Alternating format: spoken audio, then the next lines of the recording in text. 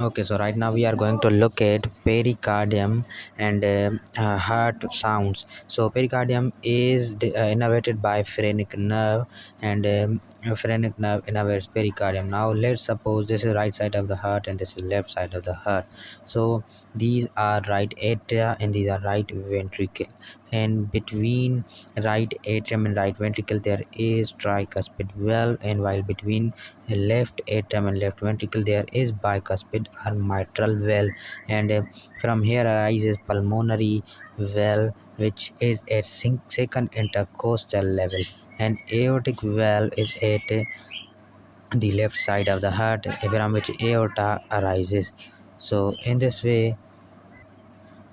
Okay, so now look at the sounds of the heart. There is first heart sound, which is isovolumic contraction, which is produced when mitral and tricuspid valve closes. Second heart sound is produced while isovolumic relaxation, and it is produced during aortic and pulmonary closure.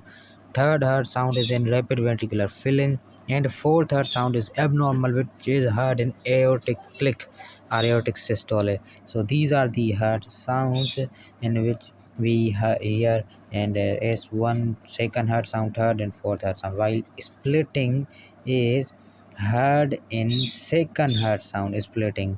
Second heart sound, there are different types of splitting like wide splitting, fixed splitting, and paradoxical splitting. So we will also look at this type and of second heart sound and different types of splitting.